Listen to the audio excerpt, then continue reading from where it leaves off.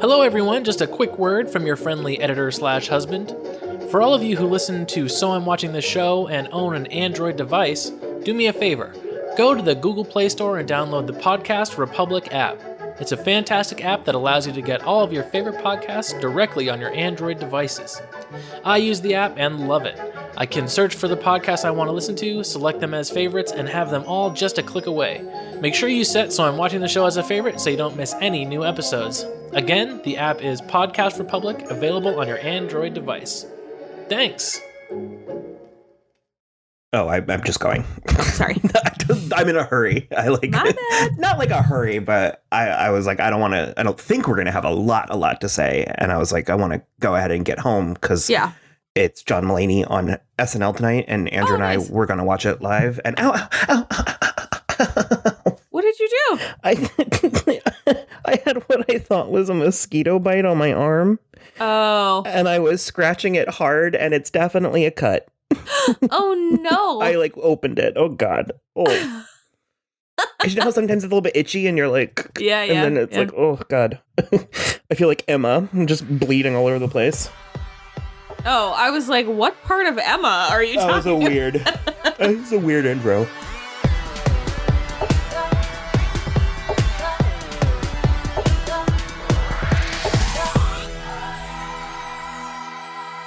Hello, everybody. I am Will.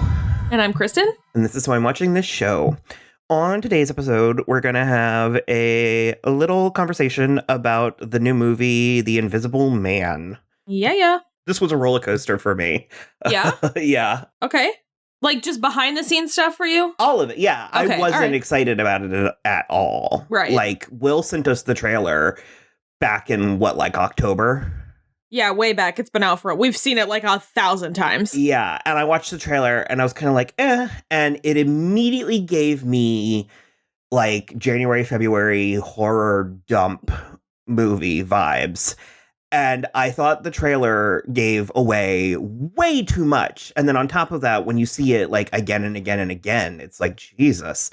It showed what I presume to be the best bits, the best special effects and shocks and scares in the movie. And furthermore, it confirms within 30 seconds that he is real and he is invisible. And I just thought so there's no tension whatsoever in this. Little did you know. Well, I will say for anyone listening to this who doesn't want spoilers yet, it does not give away the best parts of the movie. There are 5 very good parts of the movie that I did not see coming. Same. And also the mystery as to whether or not he is really there and invisible is not the point of the movie in a way that I thought it was going to be. Right. The movie very clearly acknowledges within 10 minutes. It's that's not what the movie's about. Right. Do you know what I mean? Yeah, definitely. So, yeah, I'm just really shocked because I really thought it was going to be one of those crappy, winter horror films. So I will tell you why I was pretty sure it wasn't going to be one of those crappy January, February movies. And that reason's name is Elizabeth Moss. Yeah, but she doesn't frequently do bullshit. Well, but I mean, how many seasons in on The Handmaid's Tale is she? I thought maybe she wanted a paycheck. Maybe she just wanted a break to do a shoddy. I understand what you're saying, but I also think she's still getting money from Mad Men, and I think she gets paid pretty good for Handmaid's Tale. Yes, and again, it's I thought it was maybe easy, low-hanging fruit, or an easy get yourself out there gig for her. Yeah, I have a feeling this was also not easy. No, not even a little bit. It's very intense. I think the budget for this is $7 million. Is it that low? Yeah, because I saw the upgrade was $3 million, and apparently people are the director, what were you saying his name was? Leigh Whannell or Whannell, something like that. But yeah, you're right, $7 million. Yeah, he apparently works wonders with budgets and stuff. Well, it's already made 9.8 somehow, so It was looking at a $20 million weekend. I believe it. So that's basically the thing is the closer we got to it, there was an influx. It started hitting the market. I started seeing commercials. I started seeing advertising and stuff. And I thought, man, they're really pushing this movie. And then I started hearing that it was really good. Yeah. And I was shocked. I was like, how? How is this movie really good? And so Will was actually, he was into it pretty much from the beginning. And he said that he thought the trailer looked good. And well, I thought the trailer looked good, but I agreed with you that it gave too much away. I just thought that was it. I thought like that was everything. That was the movie. You know what I mean? And honestly, there's like only really stuff, the trailer stuff sort of tapers out by like halfway through the movie. I guess now is when we'll start merging into spoiler talk, but I would have taken out the shot of her splashing the paint on him. Yes. Well, so I didn't see that in a trailer. I feel like I saw that in a TV spot. Oh, yeah. But regardless, I would not have put that in the advertising either. And then the like cops in the hospital, I would have taken that scene out. Sure. Although it actually very much lived up to the expectations. Yeah, that was a spectacular sequence. I mean, even the stuff that was in the trailers was like very cool in context. Mm-hmm. There's two other things I kind of wanted to address, but one is that I knew that this was originally intended to be part of Universal's Dark Universe, which everyone is like elated that that's no longer a thing. And I certainly am now, especially that I feel like now that I know they weren't going to do it right, like they weren't going to do it well. Because I would love for that to be a thing, but with the tentpole movie being Tom Cruise's The Mummy, absolutely not. It was so bad. Yeah, I didn't even see it, but it was too much. It was already too much. And it was the kind of thing where it's like they did a similar thing with, well, first of all, it's the League of Extraordinary Gentlemen and Penny Dreadful and Van Helsing. So it's like, we have done it before. Yeah. And frankly, I remember one of them was good. I remember seeing Van Helsing and being like, oh, this is too many things happening. Like the first movie should have been Dracula and his brides, and they should have saved the Wolfman. And okay, to which I'll say it is clearly possible, or the MCU would not be $1 billion industry. Sure. And you know what I mean? So you just have to do it right. You can't just jump in guns blazing with Mina, Mina and the Invisible Man and all these other things in like Mina's half a vampire. Like, well, that's why that shit didn't work.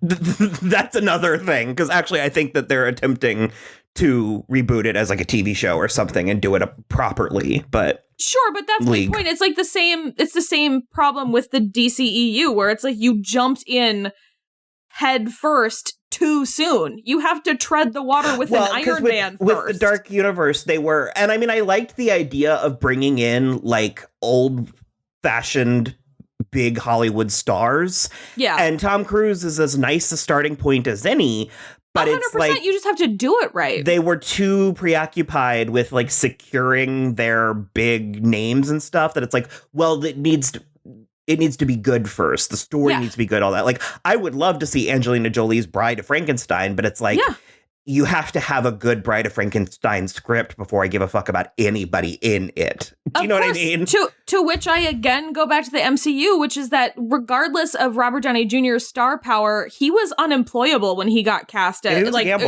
he was just freshly re-employable when he got cast as Iron Man. And so it's like, you don't have to start with unknowns, but you have to start at a lower caliber than Tom Cruise, who you're going to be paying out $20 million and 5% of the back end. You know what I mean? Like, you can't start there. They clearly just assumed that was enough. They assumed that the biggest star possible and the most money possible was all they needed. And throw in a weirdly stupid Russell Crowe. Like, it doesn't just work that way anymore. You know what I mean? So there's a part of me that is actually very bummed that it is apparently canceled with no plans to move forward. However, I would rather that than have it exist and be bad. 100%. Because this would have been a great starting point for something like that. But as we mentioned in the car, and again, like I said, we're going to start merging into spoilers. This has a science angle that I wasn't expecting. And that wouldn't have suited the tone of the Dark Universe, which was definitely more of a magic angle. Yeah, supernatural magic for sure. Where to the point though that I've never seen like the original Invisible Man, and I don't know, is that not science, like a potion or something that he drinks? this is the part where this is my part, and I don't know. I don't know anything about it. I've never seen it, so it's like not a big deal. I'm just curious if anybody is listening that knows about the Invisible Man. But it's like, I know the Wolfman. It's like, I know a lot of them. And actually, remember, they did the Wolfman back in 2009 or something. They did. It was Emily pretty good. Blunt. I saw it with Doug Fry. Well, it was medium, but... I mean, it was fine. It was like not amazing, but it was fine. Emily Blunt and Benicio del Toro. And maybe a Hopkins or something. I feel like Anthony Hopkins. Yeah, was the dad. So... I wasn't like super duper excited about it, but I had a little more faith that it was going to be decent strictly because of Elizabeth Moss. So I was like, I feel like she wouldn't take a deliberately shitty project. So I felt like okay about it. And then a bad movie isn't deliberately bad. Like, bad movies happen when a vision doesn't land. Yeah, but I mean, like, what's the last Elizabeth Moss thing that was bad? You know what I mean? I mean, I don't know. I'm sure there's... Okay, regardless. Yeah, but that's the thing. Is like, so I was feeling like pretty okay about it, but we hadn't decided to actually talk about it until it started. It had like a 91 on Rotten Tomatoes this week.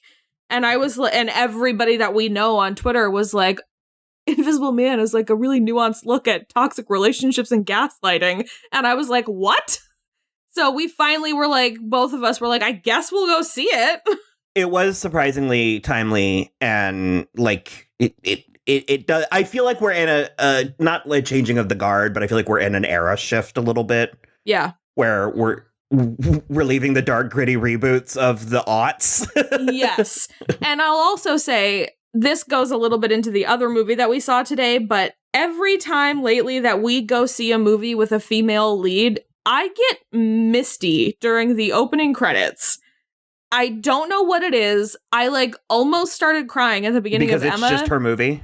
Because it's just her movie. Mm-hmm. And it's being taken seriously. Both of these are. I keep getting so emotional. And it's like having you say that too, that we're in like a like changing of the guard. I like really believe that. And I for some reason, I think I subconsciously started believing it sooner than I consciously recognized it, but it's like the last handful of movies that we've seen that had a woman at the front that was, regardless of the fact that it's January or February or what genre, that they were being taken seriously. I've been getting extremely emotional at the movies in a way that like this movie, not as much. And I was like a little buzzed too. And I know it's like horror, but I was like, Elizabeth Moss is here. Like, no matter what happens, we're gonna be okay. Yeah, a lot. But that's the narrative a little bit for this movie. It's around. I've heard a lot of people talking about like the Elizabeth Moss movie, and she's so good in it. And it's like, what are you new here? Kind of, yeah. But I'm saying like the conversation is getting that like what it's due. Like it's actually finally happening. And you know, the big moment was Wonder Woman. I know movies came before that and all that, but it was but Wonder Woman is definitely one of the first ones that made me really emotional seeing it in the theater. And, I was going to say the other quote unquote elephant in the room that I forgot to mention was the only thing I really had to compare it to was Hollow Man. That makes sense. So it set a precedent in my mind that it was going to be trashy and like schlocky. And because I was imagining Hollow Man meets Enough. Sure. And I was like, this movie's going to be terrible. There are really no holographic penises to speak of. No, I was very disappointed. No holographic Oliver Jackson-Cohen penises in this movie. I wonder how much he was in this movie. Like how much he was actually there. Like if he only filmed that scene at the end. Kinda. Like I was like, was he the Invisible Man on set? Like, yeah, I don't know. That would be interesting to know. And also, like, I kind of need behind the scenes photos because I feel like there was just a green man, like all over the place. Even though I knew it was going to be a scary movie, like there were going to be scares and it was going to be really tense and psychological. I literally, my mind was like, it's cool though. Elizabeth Moss is here. We're all going to be fine. She'll take care of us. Yeah, so cutting to the chase, this movie is phenomenal. It's actually so good. Really good, right? I really enjoyed it. That I'm shocked. Like, I'm surprised. And it's kind of still coming over me in waves that it's like, it's just so well made. Like, also, honestly, shockingly well made for a man's third movie, one of which was a Saw movie. Like, shockingly well done. And it's scary in a fun way. That is so hard to pull off. I mean, there's a couple scares where it's like the music suddenly gets loud. Like there's a handful of cheap scares maybe. But it like so much of it like this was good to see with an audience of people. And I was fairly desensitized for whatever reason. I don't know. It did not faze me the way that scary movies have in the past. Mm-hmm. But you were very on edge through the whole thing. Okay, you were squirming through so much. I feel like it's definitely because I'm a woman. Mm-hmm.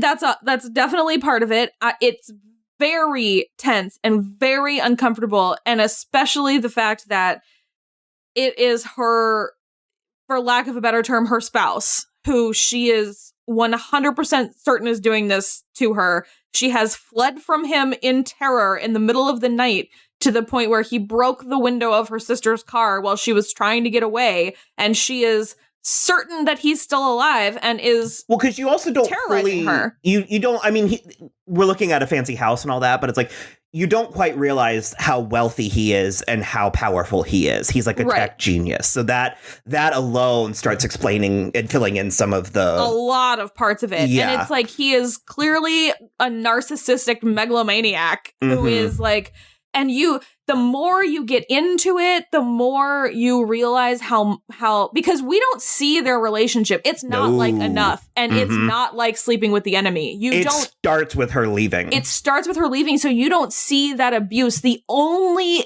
experience you get of the abuse that she was experiencing is through Elizabeth Moss's face, which is a goddamned work of art. Mm-hmm. It's incredible how much she can convey and the fear she can convey, and you get moments where she's feeling very hopeful after she thinks he's dead, and then you get moments where she's like, you can see her trying to convince herself she's crazy too and imagining these things, and she gets to the point where she's like, I'm not crazy, it's happening. Literally, why won't anyone believe me? And it's horrifying. In spite of my apprehensions at the trailer and everything, everything that I thought was going to be wrong about it from the trailer ended up not only not being true, but being what I liked. The movie makes very little bones about what we're actually dealing with. And it's a very excellent use of timing. You're dealing with the Invisible Man very quickly. And it really does sort of move from plot to plot. I was anticipating 90 minutes of this, her very tricklingly being terrorized by him.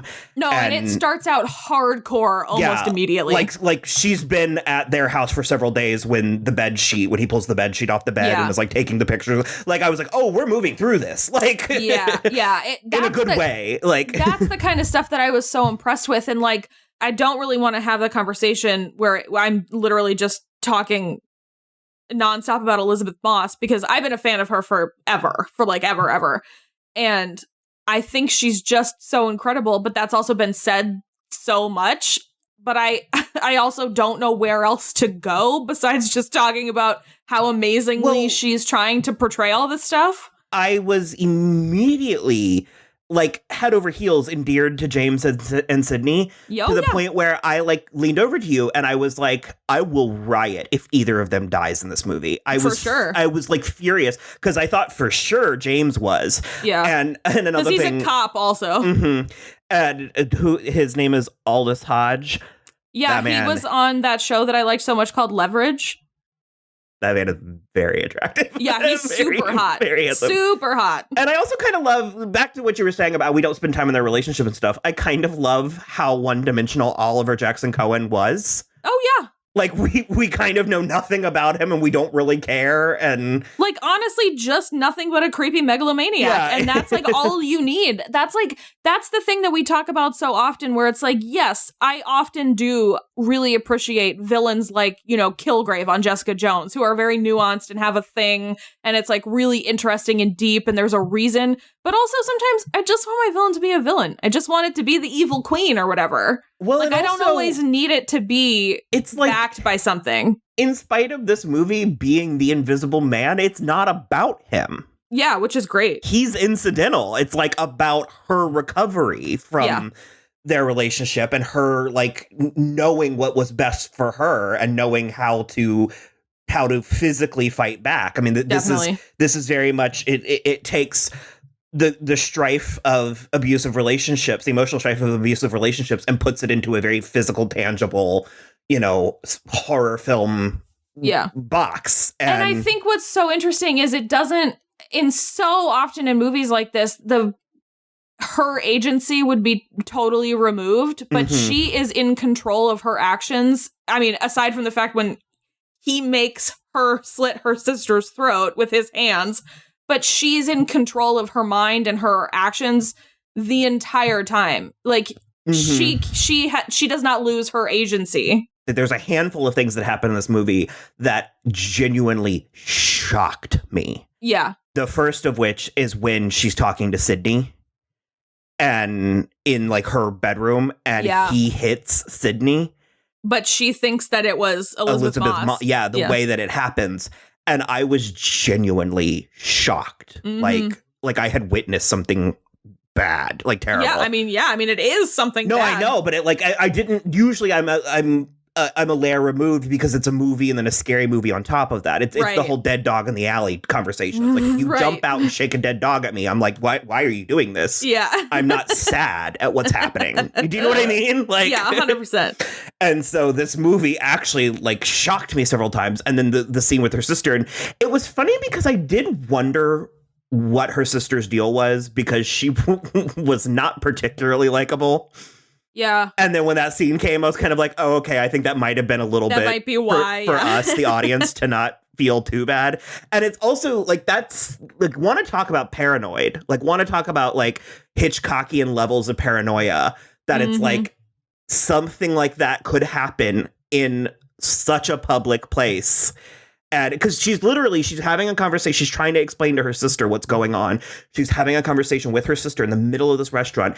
And you just see this knife fly across the scene, slit her sister's throat, and then fly into her hand, into Elizabeth Moss's hand.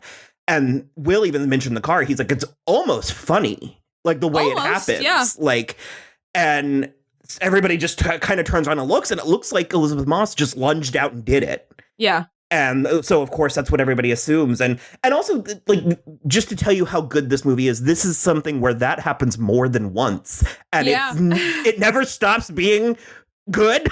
Yeah, it's unsettling every time it happens. Like, I was shocked every time. Yeah. And I do like the tech aspect. I really do. Because basically is what it comes down to is it's a suit that he's engineered. Yeah. And it's in its infancy, but this is technology that's actually real.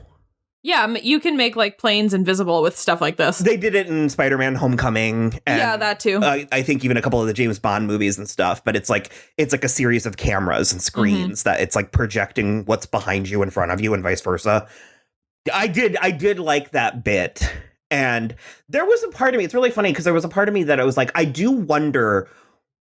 wondered how long it was going to take for the movie to confirm he was there, because we're shown, like, we have reason. There's, from the very first shots of the movie, the camera will pan to like an empty hallway just to put in our minds that someone could be there in the room with her. Definitely. It's that the entire movie had such a feeling of voyeurism.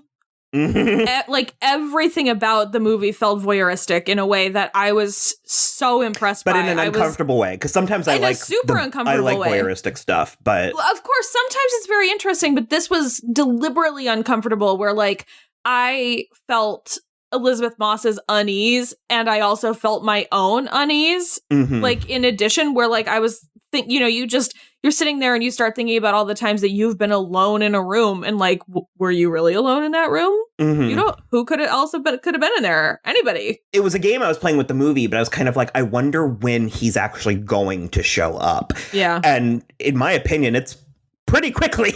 Yeah. So what precisely happened?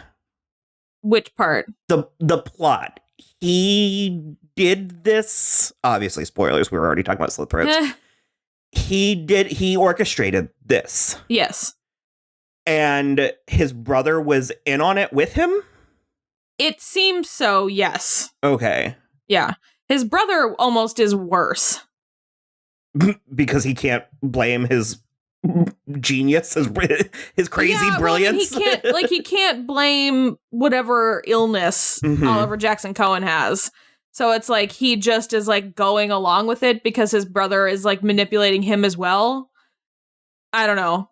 It was like the brother was like almost grosser. Like when they're in the mental hospital And he's like, because you think at first that he has no idea also. He's like claimed multiple times by that point that he has no idea that Adrian's still alive or whatever. And then all of a sudden he like leans in closer to her and like whispers, and he's like, there's a third option where you can make all of this go away if you just have the baby and go back to him. And you're like, what the fuck is happening? Because the brother's also serving as like a lawyer type figure. Yeah. Like he's in control of his assets and stuff. Yeah. Because I was trying to figure out what the plan was and where it started, because how long was the brother involved in it?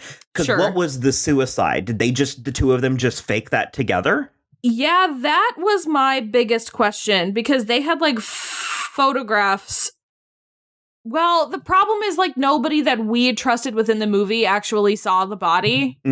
Like in. This is also not the point of the movie. Right. No, of course it's not the point of the movie, but it was like it there somehow it looked like he committed suicide. And so she thought he was dead. And it's the kind of thing like without the brother's help, that would have been much harder to pull off. Totally. 100%. So you have to imagine that the brother was helping at that point. One crazy rich man, it'll be kind of hard for him to fake his death. Two crazy rich men, they can fake that shit pretty easily. Yeah. So... yeah, okay. I was curious because the movie does leave you on a more, I guess, cause me and Will asked you at the end whether or not we believed that Adrian was doing it the whole time, or if the brother was also doing it. I think Adrian was doing it the whole time. Yeah. I think the brother got roped into it towards the end. I think it had to be. And I don't think this is an Inception kind of thing where it depends on how you look at it. The biggest thing is she was so sure it was Adrian, and if you call that into question, you have to call the whole thing into question. And this was very clearly a movie about women being gaslit. So I don't think they were gaslighting us into thinking she was getting gaslit. You know what I mean? That is its own version of like a scary movie ending. Yeah. But because there was a part of me where it's like, and it doesn't happen. I'm glad it doesn't happen. But there was a part of me where I'm like, and back to the Dark Universe, it's like, she's got the suit now. It's like, she can be the Invisible Man at this point. And she can now, for sure. I can't imagine she would use that for evil, but... Well, she's been pushed to a breaking point, as it were. That's true. A lot did happen to her in this. And for considering that this hubbub has been made about her appearance, the only thing I will say is the scene at the end of this movie is probably one of the most beautiful I've ever seen her look. Yeah, look, the entire Elizabeth thing. Moss has kind of a face, but she's kind of a babe, too. And she's just plain. That's all it is. Yeah, it's fine. So she's also better at acting than most hot ladies, so like let's pump the brakes a little. Somebody's got to be Cinderella. You know what I mean? Someone's got to be. And like I said, I've always been a fan of Elizabeth Moss. She is, I think, one of the greatest working actresses around today.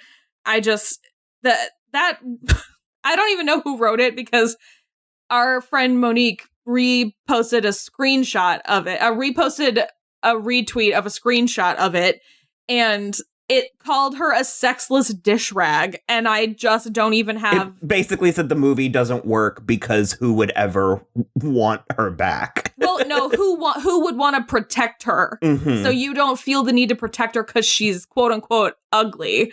And I just am like... And he commented specifically on how she's not wearing makeup. And I was how do you want her to be putting on a full face when she's in the mental hospital? Like, what? I know, I just... Well, and also, I mean, she's been terrorized within an inch of her life. She unravels the fuck out in this movie. She does, it's amazing. Her eyebrows are something else. She can make herself look like a demon in the face. It's incredible. I've seen Us. Yeah.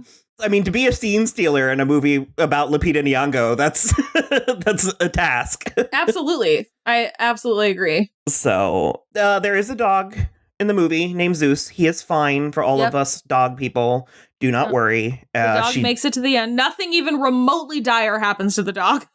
I was wondering if, because he had the shock collar on, and I was like, I hope he's not abusing this dog. It's not really even a question that gets asked or answered. Yeah, like we didn't see it happen, so I'm just assuming it didn't. So yeah, the dog does make it, and both James and Sydney make it. Yeah. And Actually, he didn't. I'm surprised he didn't kill more of the cops. I figured all of those cops in the hall were dead, and they mostly Most of them were. No, it was mostly just like hits and stuff. Okay, Daredevil. He shot him in the knee. It's like, that doesn't kill somebody. Yeah, he was like smashing skulls. Okay, they're all dead. All the cops die. I'm just saying, they have traumatic brain injuries now. So, yeah, it was very, very good. It was better than it had like any right to be. Yeah, and it's one of those movies kind of like, we ought to revisit this movie so I can see if it's as good as I remember. I was going to compare it to The Skeleton Key. Where I've never seen that. It both feels like a throwback. It feels like a return to like a time before, but also shockingly fresh. Interesting. Okay. And so, yeah, I would be, I mean, if we're not doing that dark universe, I would say then just do another one. And they don't even have to interconnect, but it's like, I would go see the director. I can't think of his name. I would go see The Wolfman. You know what I mean? Yeah, for sure. So I really, this one's going to stick with me. I liked this one. I agree. I liked it a lot too. I liked really it. Did. Even though I was not as tepid as you were about it, I liked it more than I thought I was going to. It's been a while since I've been actually sort of like surprised by a movie. So yeah, especially a horror movie. And those are always nice when you kind of get one of those jolts where you get to like, oh, right, this is why we're doing this. Yeah, 100%. I agree. Especially for you and me, it's like we're producing a lot of content at the moment. And believe it or not, it is slightly taxing to have to care about this much taxing. Media. Yeah. in a 24/7 capacity. So I did mean to do this in the beginning, and it's one of the reasons why I hesitated a little bit is because I had already missed my opportunity. But we're neither of us are very good with self-promotion. So we're trying to be a little bit more upfront with some of our stuff. But it's the self-promotion for me, and it's also the like acting part of it. Mm-hmm. It's not even, it's performative, but yeah, we might start recording commercials. We'll see. But I just wanted to make sure that everybody knows that for the entirety of the season of Katie Keene, we are doing live watch parties on the app TVCO. Yep. You can download the app and sign in. We're on the homepage, and you can watch Katie Keene with us. You can watch us watch Katie Keene. Yeah. And you can interact and stuff. Yeah. It's a lot of fun. Absolutely. And it is helping me with the show, because I think that I might have tapped out. With the show, it's helping him watch the show Katie Keene. Yeah. It's a roller coaster. We get into it. We get into all of it. So it's definitely a roller coaster. That's a nice way to put it. Yeah. So that's TVCO, TVCO. You can download the app. It's free, and you can join us over there. Yep. And if you are confused about any of that, we talk about it on the Twitter, which is @SoI'mWatching. We've also talked about it on the Instagram @SoI'mWatchingThis show. Other than that, you can follow along on the website, soimwatching.com, which links out to everything, including our Patreon, where we are currently doing episodes of Riverdale, and we will be doing episodes of 911 starting March 16th. And we're also putting out bonus episodes every week for the season of The Magicians, which is super duper fun. And then other than that, you can rate, review, and subscribe on iTunes or wherever you listen. And I think that's it for us. Mm-hmm. Bye.